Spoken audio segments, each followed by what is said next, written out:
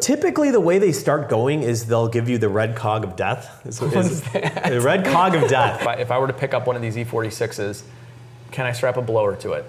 The bearings went too long, the metal shards went into the vanos, they went into the pump, and now I need an engine. When the E63 came out with the M156, honestly, when it came out, it was a piece of garbage. V10, I could get a manual, but everything on the internet is bad, bad, bad, bad, bad.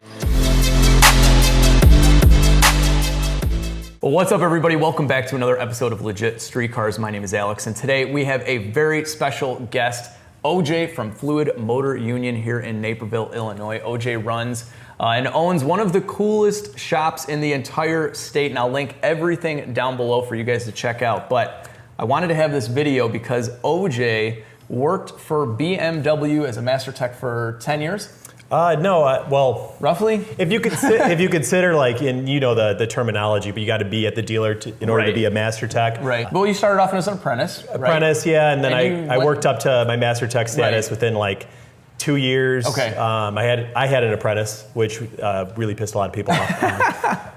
Working for me, but I got there pretty quick, and then just started trying to get stuff on the outside. You know how it goes. So how long were you at BMW for? At the dealership? 6 years. Okay, and then you started this shop right away, right? Well, no, I actually had this shop going in the background. Oh, no way. Yeah. Okay, so this shop works on basically everything, but mostly high end. I mean, you see anything from Lamborghinis, Ferraris, Beamers, Mercedes, you name it. And you guys do basically everything: repairs, maintenance, custom fab work. Yeah, like a lot of people are like, why Fluid and Fluid MotorUnion? It's the whole Bruce Lee mantra. Right, that's right. Be like water, be like fluid. Yeah. You pour it in a bowl, it takes the shape of the bowl. So that was kind of our, when you're 23 and you start your own shop and people are like, oh, should I bring my car to a 23-year-old? No one wants to drop the keys to a BMW off. Right. So, we had to start with the Nissan Altimas, the Lincoln town car, the stuff that... Well, you guys have definitely worked your way up, that's for sure. Took some time. So what I wanted to talk to OJ about was something you guys ask me about all the time, which is when are you going to get into a BMW, most likely an M car? And as all of you know, I am a Mercedes guy through and through. Actually, I'm kind of an American car guy, and I started the channel, and it just shifted into what I knew best. But I do want to get a BMW car, but I don't know anything about them. This is going to sound really weird, but I've never even sat in an M car. I've never driven one. I have zero BMW experience outside of some normal car repairs that I did a few years back. So when I met OJ, we were doing the dyno video here on the CDI. He had mentioned that he went to Wyotech. You went to Wyotech. Yep. I went to Wyotech around the same time. I graduated in 03. You were 04? Right at the beginning of 04. So. Gotcha. So then he went to the BMW STEP program. I was supposed to go to the Mercedes Elite program. So we have like very, very similar backgrounds. So he knows everything about BMW and probably every other car since he owns an independent shop. And I don't know anything about them. I've always been interested in them, but I'm like freaked out. And I know a lot of people watching are like, a lot of people are scared of getting into an AMG car. So I field questions all the time. What should I buy? What are the big problems? How much should I spend? What should I look for? And I have those exact same questions, but for BMW. So in today's video, we're basically going to be talking about like kind of the budget AMG cars versus the budget M cars, and then like notorious problems, what we've seen at the dealership, so real world situations like under warranty, and then especially outside of warranty, now that these cars have gotten kind of old. So you guys know I love my Mercedes. I have my E55, I've had my C55, my C43, and now this diesel. And the cars that I bought because of my experience at the dealership. Like, when I started in 2003, the E55, the 211 chassis came out. The M113 engine had been out for a while. And to be honest with you, I still consider it to be one of the best engines just of all time as far as reliability, power potential, very easy to work on, very simple engine. And then when we had like the E63 come out with the M156, I mean, it was night and day reliability. All the technicians were like, this is horrible. Like, how did they took such a massive step backwards as far as reliability. So whenever people ask me, what should I buy? I'm M113, you're solid, especially with the 5-speed trans behind it. So we're talking about cars like in the 20,000 and under price range. I want an M car. It's going to be either an M5 or an M3. I hear horror stories about these M5s, these E60s. I'm freaked out. I love how they look. They sound awesome. V10. I could get a manual. But everything on the internet is bad, bad, bad, bad, bad. So what is the real deal if I wanted, let's say, just an E60 M5, 100,000 miles, and we're not talking about like a pristine garage queen. I'm going to buy one, I'm going to use it, I'm going to modify it. What is it a good car? What were you thinking when you were at the dealership and these things were coming in new? What was the consensus? So you kind of talked about the M113 and like how reliable it was, and you being a Mercedes guy, like whether you feel it or not, like there's always like a little rivalry there, especially when you cut your teeth on something. Right. So when we were looking at like the M19 or the M113s, comparing it to the S85 V10, we were kind of like look at this thing. It's single cam, no variable vanos. Right.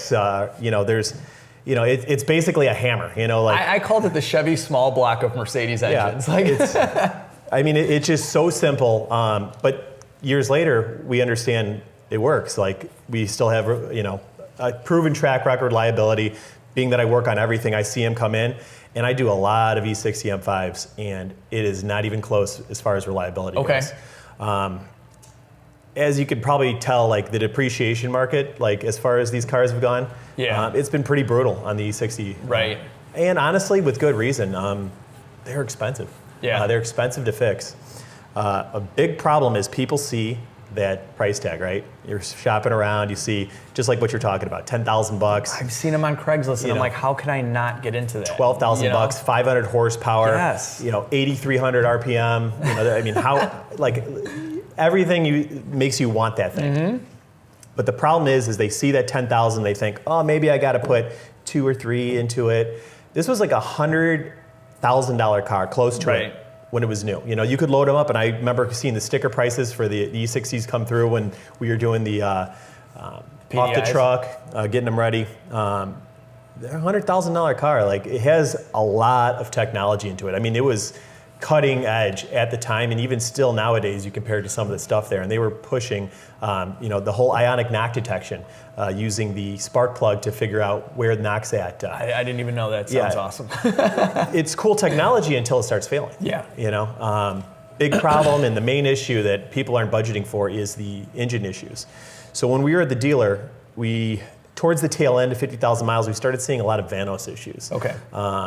Now, Vanos is, for people who might not know the terminology, the variable valve timing, camshaft actuator, oil pressure controlled system that they have in the car.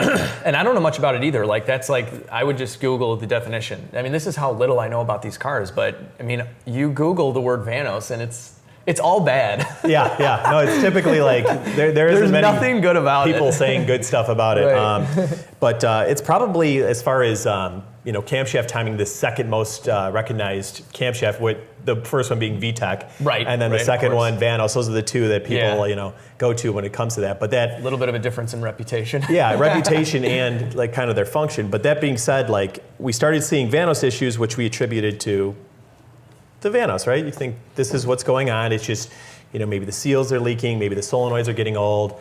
We started seeing failures. We were replacing some solenoids. The BMW, during the very initial launch of it, they had leaking oil lines that would, internal oil lines that would go through the engine, that they were braided, so they would leak outwards, and they assumed that that was the cause of the oil pressure not being up, the cams not hitting their set timing, throwing faults. And this was under warranty too? Under so they warranty. Were very new? Under warranty, wow. Yeah. So so we assume that, hey, Vanos is always a problem on most BMWs. You go back to the older, the S52s and S50s, well, not S50, but S52 TU, M52 TU, the Vanos motors, always had, as far back as they had it, they always had trouble. Yeah. So people just assumed, more of the same, right? Come to find out, probably in 2009, we started seeing bearing failures. And people were like, how is this happening? If we go to the E46 in like 2001 and right when they came out with the M cars, those had bearing issues too, but BMW recognized it right away. Okay. And they did, it wasn't a recall, it was like a service bulletin, but it was kind of, they got all of them covered. Right. They took care of it. They swapped the bearings out. You basically drop the pan. Is this rod and mains? No, it just rods. Just rods. Just okay. rods. And that's the weird thing is that usually, we've pulled both sets down, and typically you'll see it. Rods are worn, and the mains are okay for comparably. Right. But so they thought it was just E46 stuff, all a little too tight. But it was happening in way more frequency, and it wasn't as quickly as the E46. The E46, like you'd have a new car, in 01, you got your, new SMG car. It was real, and then all of a sudden, you'd have bearing noises, stuff like that. So BMW took care of that really quickly. Okay. This didn't manifest itself until a lot of them were outside of the warranty period. Of course. Problem being is that BMW really didn't have a great fix for it. Throwing rod bearings in an engine and not doing anything else isn't usually the way you do an engine. Right. There was a cause for this. They were just fixing the end result, basically. And they weren't sure why. What was causing this to wear? What was going on? And it's really been the aftermarket that's kind of stepped up to figure out what's going on. And what it comes down to is 1060 oil, which is obviously different than any of the AMG cars. Right. We're 040, 540. Hugely thick. And that's what they recommended. They've recommended since day one. Okay. 1060 oil, and then you've got these cars in other climates that aren't California, right? So it's moving this heavyweight oil. You've got a really tight bearing clearance. But I'm thinking of the cars like here in Chicago with that thick of an oil. Like, that's crazy. And I get an incredible amount of customers that have run into this bearing issue, and it progressed further. But 1060 oil, and then you have an engine that spins up to 83,000 RPM, or 8,300 RPM. Like, you put those two together, tight bearing tolerances, heavy oil. Good. And for then a daily car, throw in cold weather. So now so everything I know about the bearing thing is it turned into a maintenance interval. Is that correct? Correct. Yeah. But originally it was not. But they were already out of warranty when they said maintenance interval, so they might have gotten a few in there. What is the interval? I mean, I'm sure it's different on some of the cars. It's different depending. So here's the thing: like if you go off of BMW's maintenance interval, their suggestion, and it was kind of like a loose suggestion, but basically they're saying at least 90,000 miles, right?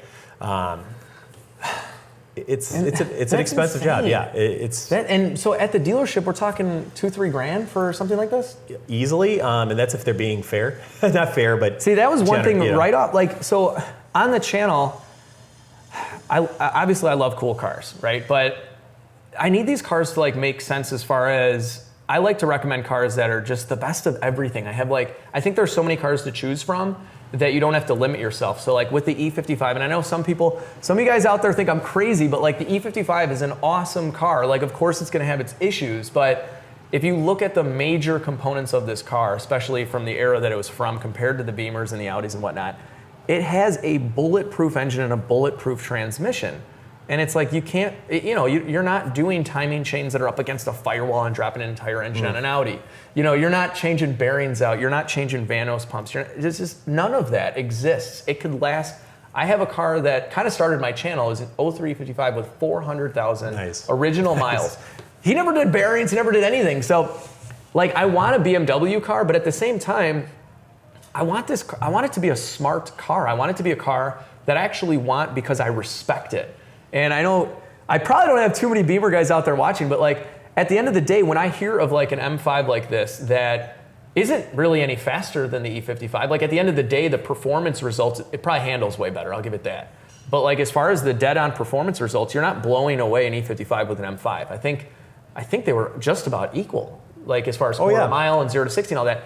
So what are you getting? It's not like it gets way better gas mileage. Not that anyone cares. Probably worse. Probably worse. My thing is yes, I love the way that the M5 looks. I love the fact that it has a V10 for the sound and all that. And it's just kind of cool. And that you get it a stick. A stick shift is huge. That would be awesome. But at the end of the day, it's if someone were to ask me just on paper, I'd be no. I mean, it doesn't make sense to go M5, if you're comparing it to the E55. So it's as much as I want one, it's you got to respect the car for a whole.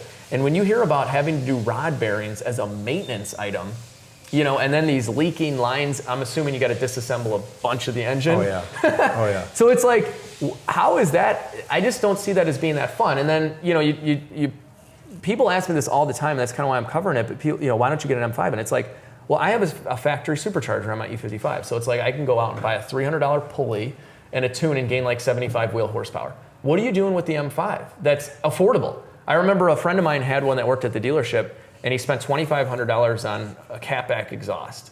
And I know the Mercedes are just as expensive, but I'm like, what did you gain from changing the mufflers out for $2,500? He's like, oh, dude, that's worth like at least 10 horsepower. I'm like, oh my God.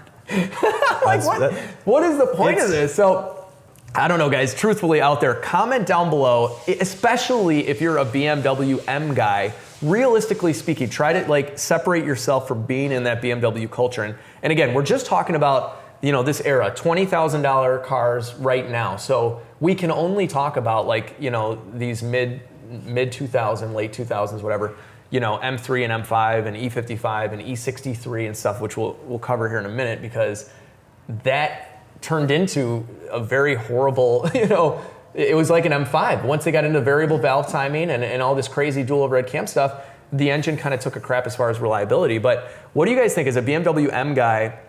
Seriously though, can you seriously say that these M cars in the mid 2000s, you know, we're talking E60 M5 and whatnot, were more reliable or better really outside of handling in any way, you know, and styling is completely I think up I'm going to to you, dip but into that a little bit. I don't know, what is your opinion? Like, you've worked on the E55s. So, you know, and again, right? here's two guys like, you know, your background, my background. So, but I mean, I've got some positive things to say, like, that would keep me wanting the M5 over. Okay, cool, awesome. I want to hear that. But like, obviously you could tell my mind is like, at this stage in the game, it's like, I would never get one. Even though I want one, it just doesn't make any sense to me. So you're talking stuff like reliability, and to me that's always key when you're like, you know, you're keeping this car long term and you want to put some miles and you actually want to enjoy it. But I want to beat the ever living crap out of it and do everything with it. When you look at the M5, I mean, the amount of engineering that went into that thing at the time, right? Like this wasn't a money grab type thing. This was BMW trying to really show that they knew more than anybody else at the time. And it's a 5-liter making 500 horsepower, which is conservative.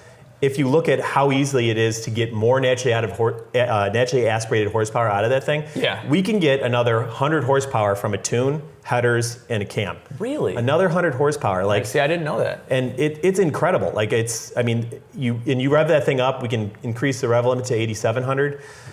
It is unlike anything else. I mean, when you have that thing and you're like, especially when you have like a real sharp tune on there, and about 7,000, you're really like asking that Vanos for a lot.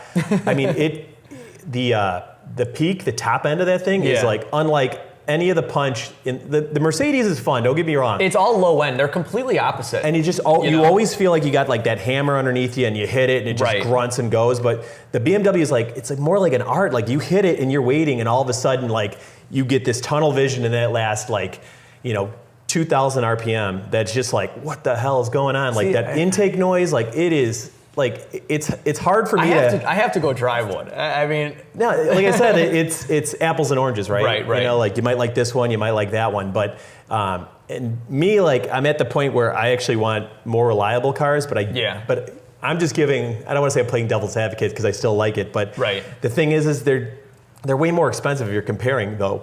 But that being said, the technology that went into that thing and what they pushed there, like, you know, you kind of got to go into that thinking a little bit differently. Well, there's no doubt that technology didn't bleed off into some of their newer stuff. Oh, yeah. And Mercedes, you know, obviously the German cars in general have been guilty of this forever, which is they come out with this new technology, they kind of suffer the growing pains, and then everyone else kind of steals it. To their detriment. Yeah, you know, like same thing with Mercedes, you know, coming out with, we had Distronic. I'm not sure when BMW came out with basically like, you know, active cruise control type of situation, but Mercedes had Distronic in the early 2000s when, I mean, no one knows that even today. Yeah, the S-Class, Right, I mean, like, you're just seeing this in the last 5 years and it's like, no, dude, like in 03, you could buy an E-Class with Distronic and it will apply the brakes for you. Like, you know, it's crazy. So, you know, I love the German cars for that, but at the same time, they get a bad rep sometimes. So there's no doubt that the M5 technology bled off and helped create, you know, a lot of awesome stuff for BMW later on. I guess I'm looking at it from a standpoint of, I look at things very directly, and it's mostly because I get like, you know, sometimes a couple hundred questions a month on what car should I buy. I don't know much about cars. You know, I'm not going to work on them realistically. We're talking about just normal, like everyday clients, you know, that you would get in a shop. And people will send me these questions. So they just want to know flat out, like, yes, the technology is awesome. I get it. But at the end of the day, performance results, reliability, what is it? And so from what I can see, and from a guy that's never, you know, had much experience with these BMW cars from that era, what we can buy for $20,000 or around that, it's just like, I just don't see it unless you, you know, obviously if you really like the styling. But as far as reliability, for me, I look at these cars like the M5, like the E60 M5, and I'm like, I just can't justify it unless you're just literally in love with everything that you're talking about. You know, respecting the design, the engineering, the styling, the feel, and all that. But as far as just straight up, like, am I gonna beat this E55 in a race, and then am I gonna break down, like, you know, and can I drive it every single day? I'm like, no, realistically, I would have to tell you to buy the way more basic E55. You'll probably, in most real-world situations, be right neck to neck with an M5. The way I always put it, like for like, let's say we're talking from an engineering standpoint, the two cars. It always felt like BMW took a power plant or took a drivetrain and then they built the car around it. Where Mercedes, they wanted like comfort and you know a certain amount of feel, and then they'd be like, let's just stuff the biggest honking engine in there and just tear the tires off. It was a regular Mercedes engine. You know, it wasn't I mean, they made an AMG version of it, but it started life as just a normal V8 engine in the normal, you know, Mercedes cars. Whereas, BMW builds this thing ground up, puts, you know. So like, that's kind of what I'm getting at is that you kind of got to go into it differently. Which, so you're like, I was touching on it a little bit, but you get this $10,000 car, I mean, that's a huge discount. Like, you really should be thinking this is a $30,000 car I got for $10,000. Get ready to spend that other $20,000. Right. Now, it might not be this year, it might not be next year, but get it in. Go to a tech you trust or somebody that works on these, or look up on YouTube now where you could probably do most of this stuff yourself if you've got the equipment. But look at it and start figuring out what you need to plan in order to keep that. Now, these cars, for guys like me and you, and probably a lot of your viewers at home, like, they could be huge discounts on something that like normal mortals can't afford. Right. You know? But you can't think of it as a $10,000 car. This is going to be my daily driver, and then jump into it, and then find out you need the bearings went too long, the metal shards went into the vanos, they went into the pump, and now I need an engine. You know, like, and that's kind of like your son. That kind of like segues me into the E63s when they switched to the 55s and the 63s. You know, with an E55, like, if you found an E55 that runs and drives really well, you have a pre-purchase inspection, everything looks good, you're good. Like, there's really not many secret surprises that are going to happen, or things that you need to like, for example, if you bought a $10,000 M5, lay out like a blueprint. You get this car with 0 service records. You love the car. You want it to be your own. You spent 10 grand on it. What would you do preemptively? What would you do before it all broke, right off the bat? So first off, like, if I was buying a $10,000 car and it was an E60 M5, I would make sure I had $10,000 in ready to go. It's going for the car. You're going to put 12,000 miles a year on this car. You're going to beat the hell out of it. You want to have a blast. What do you do to it so that you're not broken down at Cars and Coffee and everyone's laughing at you? so basically, and the problem with these cars is that it's not just the engine, because here we are talking about the engine. It's most of them have the SMG trans. You might be able to pick up a 6-speed, but those are going to start. I bet that's about bottomed out now, and for the 6-speeds, because just the 6-speed's going away, and everybody's trying to find a manual. So those are going to start commanding higher premiums. But most of them have SMGs. So as you know, with the E46. SMGs were a nightmare. They still are. People can convert them, but you can't convert a 7-speed SMG. You could. The problem is the gear shift pattern. I don't know if a lot of people know this, but it's not a 1, 2, 3, 4, 5, 6, 7. It's like 1, 3, 2. So anything can be done with money, but we're talking it wouldn't be feasible whatsoever. Basically, you're living with this trans. Yeah, you're living with the trans. So if you have an SMG pump die, if you have the sensor, which is typically. These SMGs are actually a lot more reliable than those, and typically it ends up just being the sensor on top, which you can't buy alone. So what are you buying with the sensor? You usually are trying to find a used one from like a wrecked car, or a lot of times they're repairable if water hasn't gotten on top of it and everything else.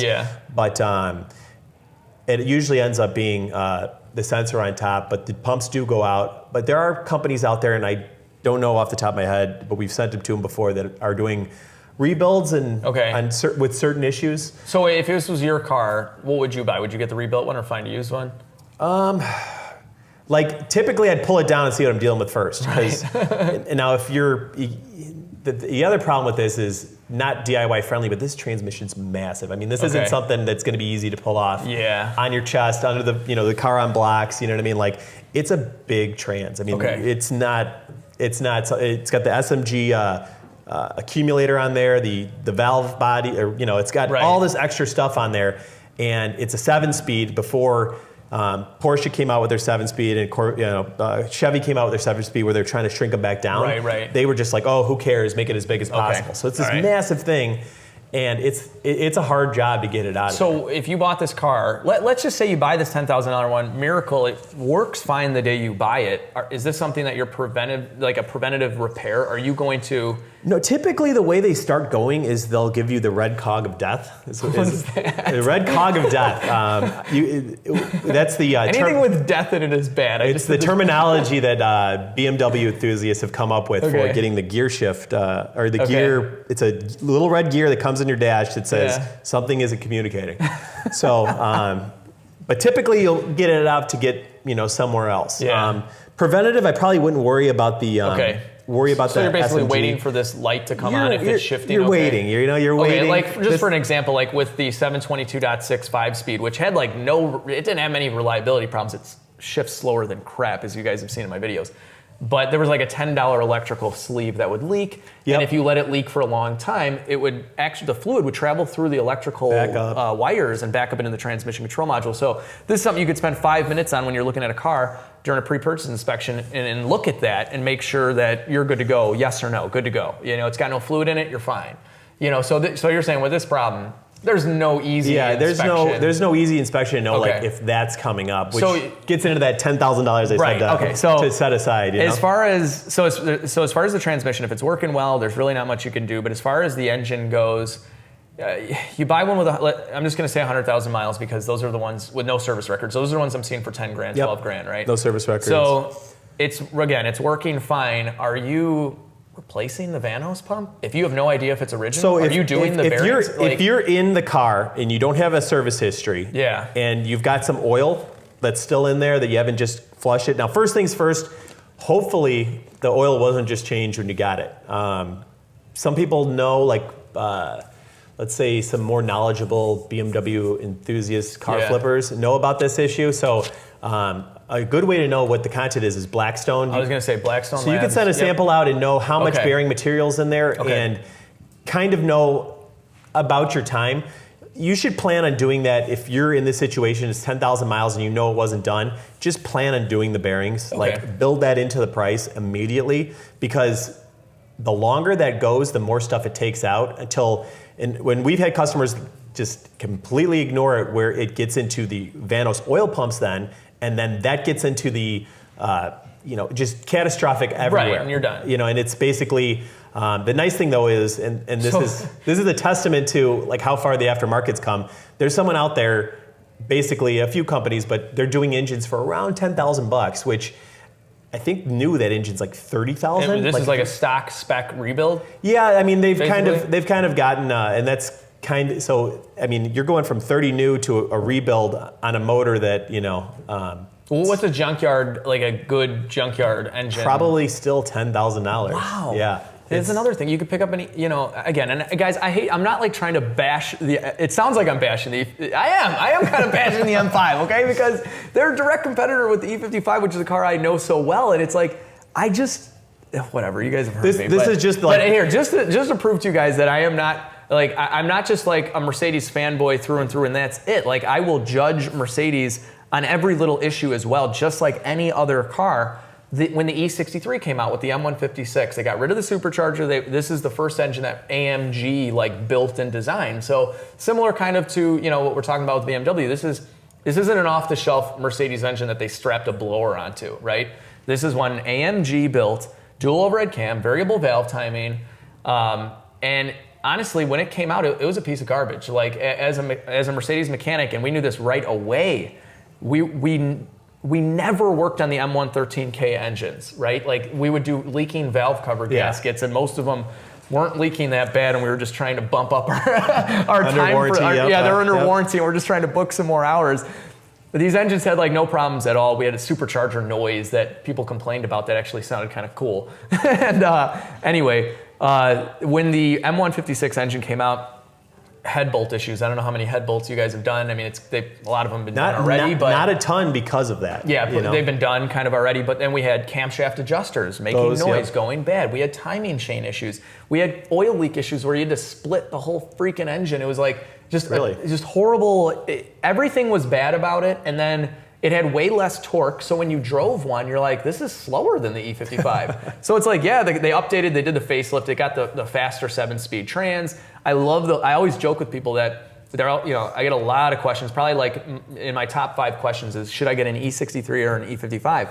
And I always joke with people that I wish I could do an E63 engine swap, like because I love the updated everything on the E63, except the engine. I want to put an M113K engine in the E63, But so the E63 reminds me of this M5 where it's like, what am I gaining? What am I gaining here? Like, I'm getting an engine that's less reliable. It's naturally aspirated, which I like naturally aspirated engines in general. They should be more reliable because there's less crap attached to them. But in this case, the engine sucked. I mean, it had so many issues. It was proven to be a little bit slower in the quarter mile. Like it had some more top end because it revved high or whatever. But at the end of the day, you would be a guy that just bought a brand new E63, and then you got a guy with like an 03 55 that's out of warranty, and it had better performance than you. So it's like, why did I just buy this new car? So like that car to me doesn't make sense. So my recommendation to people is, look, if you love the newer updated styling of the 211 E63, then go for it. But just expect that if you don't have service records, you're going to spend a lot of money. You're probably going to end up doing head bolts. You're probably going to have some engine noises from the camshaft adjusters and whatnot. So it's like, what is the benefit here? I just don't get it. So I like to just, look at situations straight without any kind of like blindfold over, and I feel like so many people in the car community have that. It's like, I'm a Beamer guy, so the E60 is better. And it's like, okay, if you like the way it handles and looks and sounds, like awesome, but let's at least admit that it might not be as reliable, and that's not to say that there's not another, and we're talking about very specific cars, but that's not to say that there's not another side to that where there's a Beamer that just, what's like an insanely reliable M car? Like, I mean, I know that they're all going to cost money, and I know it sounds stupid, but like, I consider... We're perfectly highlighting like the differences between Mercedes guys and to me, because I'm hearing your stuff and I know how reliable they are, but to me it's like, it's more of a feeling the car gives you. BMW always says like ultimate driving machine. Right. And unless you're like in it and you drive one, you really don't like understand. I don't. I've driven both, so it's like, without getting into like, feelings and emotions, it's just, they very much focus building the car on giving you that feeling. Gotcha. And when you get into it, when you're really passionate about these cars, like I'm sure some of the people tuning in are, like, it's okay that this stuff costs money. It's okay because that's the cost of playing the game. Like that's just what you're gonna have to spend. I've just been always such a guy that wants it all. Like I just want it all, and I know like the Mercedes don't handle as well. 100%. The air suspension on my E55, the car handles very bad. Yeah. But that can be fixed. Like I could put some BC coilovers on it. The transmission's always going to be slow. Whatever. But I don't know. I just look at it as like at the end of the day, if I got this M5, can I recommend it? And it's like, I guess you're saying it's all about the feeling. You're saying you're gonna fall in love with the car. You might not. You're very much like I said. Like I could see your. Am I a typical Mercedes guy? You're judging the car off of Mercedes standpoints, right. And because I work on both, I get where you're coming from. But at the same time, like you can't really take a Mercedes mindset into owning one of these cars. It's like you have to appreciate what it's doing and how it's getting there, and understand that like you spin anything up to over 8,000. No, I respect that part things of are going to break. Yeah, things are going to wear faster. But it's probably, to me, like, and we built a lot of performance cars, turbos, superchargers, done a lot of stuff, and there's nothing cooler to me than high revving motor, ITBs, and I'm sure if you guys look us up, you'll see like we've done a lot of open velocity stacks. In fact, our open velocity Looks stack, amazing. open velocity stack V10 M5, I believe is still the quickest naturally aspirated M5. Like we set a record with it. So Like it's 11.5 in the quarter, just bolt-ons. Wow. So See, that's what my E55 runs now, but with like a bunch more stuff. You know, it's got a blower on it. headers, open stacks, and a See, tune. that's awesome. See, I didn't know that. So like, you know, and that's it. Headers, open stacks, and a tune. Yep, headers, open stacks, Okay. and a tune around 11.5. See, that kind of stuff would change my mind. I'm such like a just put it on paper type of guy like that. Okay, that's good to me, you know? But like I said, it's still not like a car that you could be running 11s with and then jump in it and not have to worry about, right. You know, and I'm not it saying that exploding, 100% you know? with the Mercedes. Like, I was a Mercedes master tech, so it's like, for me, yes, it's easier for me to work on the E55s and whatever, but you know, I understand that people out there might be watching and be like, well, Alex, we all don't have a lift at home and we all haven't like studied these cars forever, but so I get that part of it too, which kind of definitely blinds me. And that's what freaks me out about the Beamers is that I don't know them that well, but you know, it's just a simple search on the internet and so many bad things come up, but there's so many Mercedes, it's the same thing. It's like, you got to find the right people. Like they do these stereotypes like, oh, you know, if they're a Mercedes guy, like Mercedes are better, BMW better. No, give me two competing cars of similar generations and we can talk about it. You know, same thing with Ford versus Chevy, same thing with all the different rivalries out there. It's like, no, you know, like the 2002 GT Mustang with the 200 horsepower or whatever, 4.6 liter was not better than the SS Camaro with the LS1. Not. You know, but to say Mustangs are better than Camaros or whatever, it's like, get out of here. For me, know? like I talk to so many car enthusiasts and it's almost, and because I've been in so many cars, I mean, I've driven so many performance levels, like to me, like when I hear like an enthusiast talking about like, oh, this is the only way, I'm almost like, there's no such thing. You and know, that's why it's- like, I want to be open-minded about all of this stuff because I've seen some cars from car companies that that have just impressed, just stupid stuff. And this is so dorky, but like I'll look at individual parts sometimes and I'll be like, wow, this sounds so stupid. But I was at this car show and this guy had a Dodge Viper valve cover off, and the valve cover gasket was like the nicest factory like gasket. I'd be like, that is an awesome gasket. I'm like, I wish we could just take little bits and pieces from all of these car companies and put them together. It's like, I guess sometimes they're trying to do that, like the Supra. yeah. That's the world we're in now, right? That hasn't really worked out too well, but I'm like, I don't know. I'm in the mindset where, you know, I guess I've made a judgment on the M5 based on not really ever working on one, but I'm trying to look at it from a standpoint that a lot of my viewers look at, which is, I think the car is cool and I want to get into it, but what should I expect? So like I might be like a few years ahead of it. The first car to really challenge me, and you probably remember working at the dealer, you worked on Mercedes all the time, and then if you had to have something else, like you'd almost be like, do I really want to jump into it? Like scary.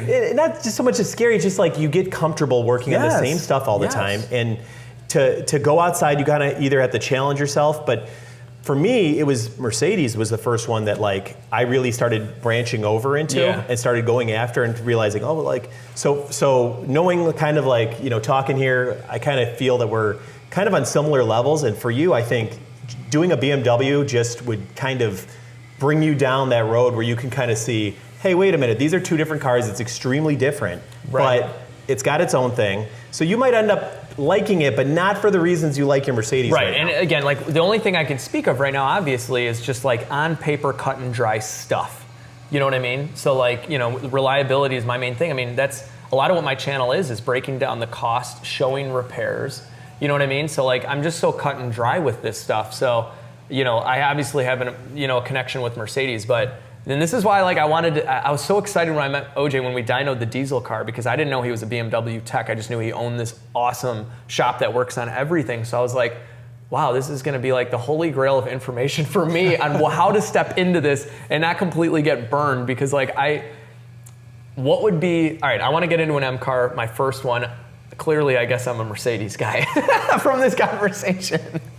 What should I buy that, you know, it's just a good entry-level car. We're talking under 20 grand, something that, you know, I'm not even gonna say that I'm gonna really modify it. I'm gonna get it because I want a manual. I want it to handle well. I want it to be different than the Mercedes in that aspect, but also respectable and just not completely murder me as far as like major issues. Like, so, and to me, like Probably one of the more reliable M cars is the E46 M3. Okay. Now, that's not saying they're reliable, but that is saying it is the more reliable. So we're talking still straight six at this point. Straight six, revs up high, but it's got an iron block. More or less simple by BMW's day and age. Okay. Independent throttle bodies, dual overhead camshafts. Their Vanos was still kind of, for them, not overly complicated. Okay. It's nothing crazy where if you need to set it, you'd probably have to order some tools, but the really good people can, know where to lock stuff up and how to do it. But you could pretty much go at that car DIY, especially with the amount of information. Things that'll set you back though are Vanos issues. Here we go again. The frames in the back cracking. Yes, Yeah. I'm going to do a video. I had a series going. I haven't done much on it lately, but factory defect videos, where I highlight kind of an area of a car that was like, how did they not know this? Yeah. And that's something that's always interested me is like all the testing that goes into a car. And I know obviously stuff's going to break, and obviously cars break, but something structural like that always boggled the mind. Like, how did they not figure that out? Yeah, I think it's more or less, and for me coming like... And the E55, the 211s had an issue with the rear subframes too. The bolts Yep. would snap, So again, I'm not just a But, Mercedes fanboy. They do break too all the time. Bolt snapping is a little easier fix than what they're asking for like the E46s.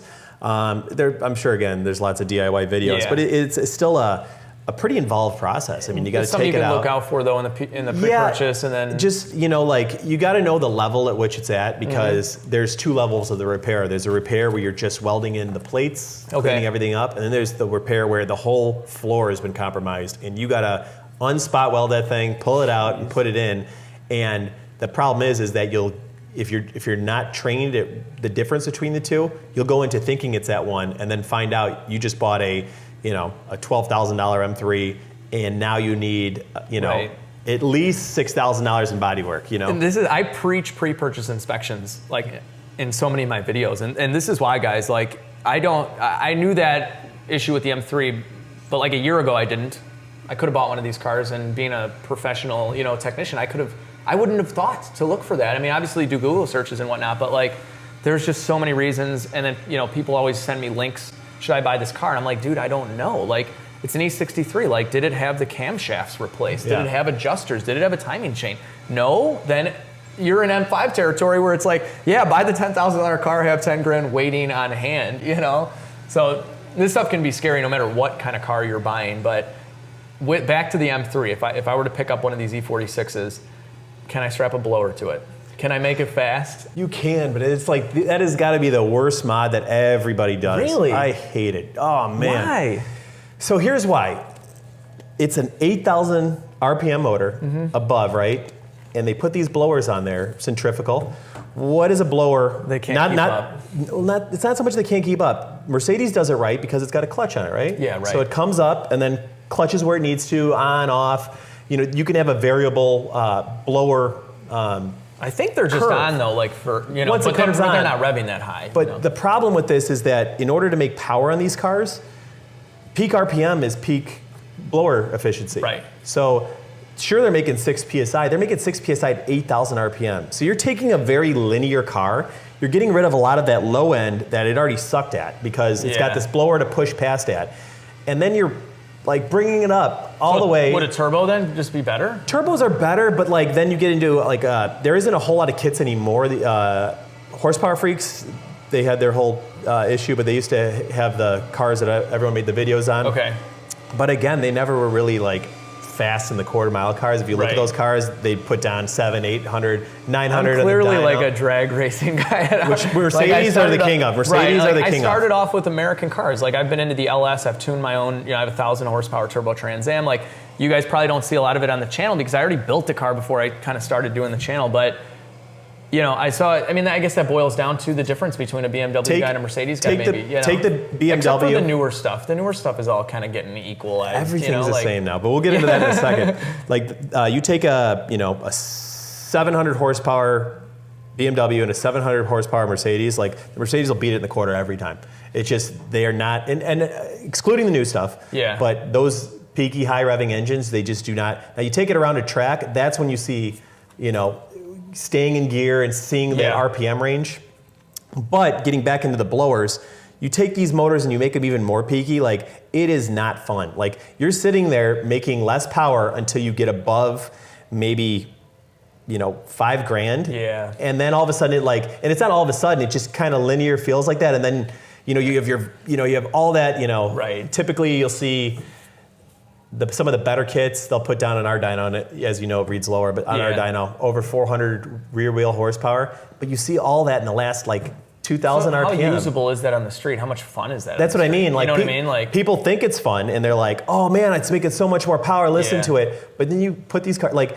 That's kind of what we did, and if you look back, like we were running open ITBs in these cars, running cams, and we were making blower power with naturally aspirated. Okay, I gotta try that. We'd embarrass like the base level kits for superchargers, like which is NA. So that's why I love these motors. That would be an awesome, cool, fun build, I think, for me then. Just a man. handling, naturally aspirated setup, possibly knock out some of the big reliability issues up front, you know, and that's how I do it. If I had it, like, I don't know, pick an M car until they went turbo, and I would.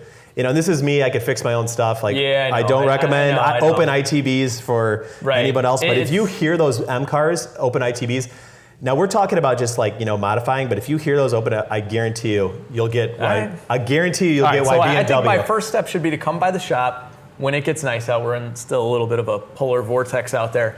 And drive one of these cars. Yeah, absolutely. I got a few shop stuff that we can get you in. Awesome. All right, so I'm going to get my feet wet with driving one of their cars before I take the plunge. But what do you guys think out there? Clearly, I want to try out a BMW, but I am skeptical, to say the least. I've learned a lot about myself in this conversation that apparently I'm just a big Mercedes guy, and I'm spoiled with that. But what do you guys think? Let me know in the comments section, what is a good BMW car, an M car though, that you guys would recommend for me? Again, under 20 grand. I'm all about budget type of things here. Yeah, what do you guys want to see on the channel? What do you guys want me to do to these cars once I get them? And I think that's about it. Also, if there's any BMW guys out there, I'm sorry if I offended you, but this is just... They'll be okay. I think they'll be okay. This is just how I feel.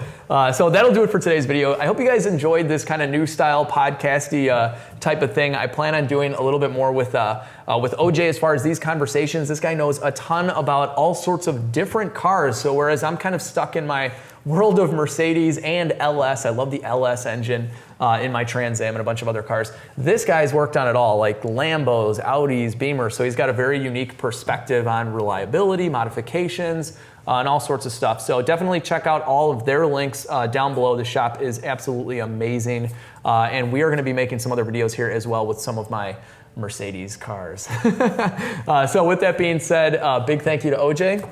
And I hope you guys really enjoyed this one. Hit the like button if you haven't already. Share the video, subscribe if you're new. Most importantly, love your car, whether it's a Beamer or a Mercedes, and have an awesome day. I'll catch you guys in the next video.